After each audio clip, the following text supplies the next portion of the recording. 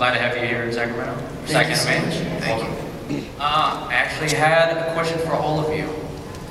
Might exclude Steve though. All of you except Steve. All of you except Steve. Alright. What do you hope to see in the next season of Korra in terms of character development? More Amon. You can come back at any time. More General Iroh. You know? There you go. Well, I will just quickly say to Steve that that is something that people really wanted Amon to not be dead. You know, they loved you and what you brought to the show so much and that character, and that was the hardest thing about season 2 was like the #1 question. You know, we had to be like, yes, Amon really is dead. I don't believe he actually died though.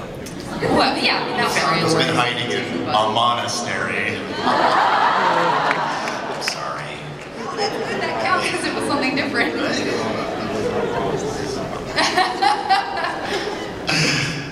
Well, thank you. Thank you Yeah. for the love. I appreciate that. I miss the show. I just miss working on it. I never got to work in the room with the whole cast either. They kind of separated us out. I don't think they trusted me with everybody else. That's right. That's right. Well, it's in scheduling too, because you're so busy. You're working on a million You're different so shows, busy, so Steve. sometimes Busy. it's like- I'm busy doing stuff.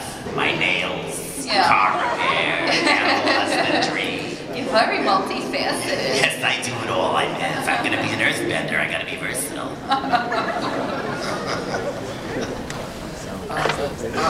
I do. This one's for Steve. My memory of Avatar is really, really rusty. It's been such an awful long time since I watched the series, but that's the most memorable part I always remember about Avatar is basically the opening narration. And I was wondering if Steve could do the entire opening narration in his voice, you know, something like he does it. I would have had to memorize that to do that. I'm a voice guy. I don't do on camera like these guys, so I don't know how to memorize. So if you have it, I can do it, but I don't have it. I know. Yeah, next time I'll prepare. I brought notes, but I didn't bring those notes. Sorry. Hi, first of all, I admire your work a lot. Avatar was like one of the first really awesome fandoms that I got into, and you guys really are a big part of my childhood. My question was specifically to Steve. What do you think Amon portraying himself as a non-bender really brought to the fandom? He's the first one that we see that doesn't actively bend and is anti-bending. Yeah, that kind of surprised me at first. I didn't know what to expect when I joined the show, and that was one of the most appealing things to me. It made him very interesting to me. You know what was really hard though, when he was going after Korra, I had a really hard time with that. Because I felt she's so cool and so sweet, and how could you want to hurt somebody like that, you know? And that was... She's kind of a brat sometimes. Huh? I said she's kind of a brat sometimes. Oh, yeah, but still, I mean, I don't like hurting girls. You know? That was really hard for me. So I thought it was really interesting that it was so multifaceted, that character, as are most of the characters on that show, are so multifaceted. And even later on, his relationship with his brother and how all that was revealed. No spoilers for those of you who haven't seen it. But it was just astonishingly deep and meaningful to me, to the point where Dee Baker and I actually had like a moment of silence and cried when we found out what was going to be happening, which is really rare for me on cartoons. So yeah, all of it was just overwhelming. Okay, here's my question. This relates to the characters you guys play, for you to answer as them.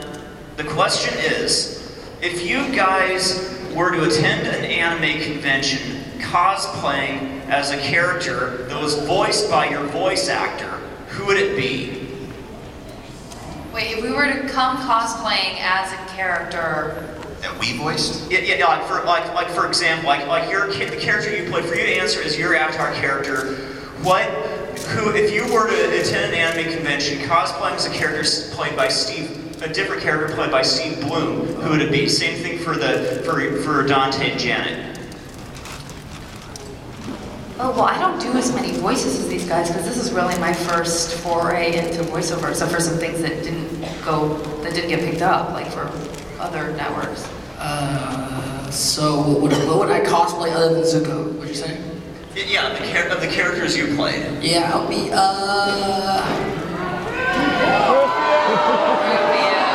yeah, I mean, if I would don the Rufio costume one more time, that'd be kind of awesome. But I need like a skateboard with like a sail on it and stuff like that. And then, you know, I gotta rock that mid-trip again. That's the thing, man. I don't know if I could walk around my belly button in public. But I would do it. It'd take me a little bit to get in shape and get it happening. Steve, what about you? Rufio. It's a different character you play. I know, I was kidding. Okay. It was a joke. Wow, that would be a rough one. If I had the body for it, I'd probably do Leron. Do you guys know Leron? Yeah. You know Leron? I don't know. He's this character who's a robot mechanic, but he says really gross things like, when you screw it in, give it a hard manly twist. And everything is double entendre, and he wears heels. And What does he look? Oh, heels and stuff. yeah, he wears heels, yeah. I'd like to see that. Lots, That'd yeah. be cool. If I could rock that with the blue hair and everything, I just don't have the body for it, I'd do that. I'd so do that. Do it. Do it. We'll work on our belly buttons together. I know.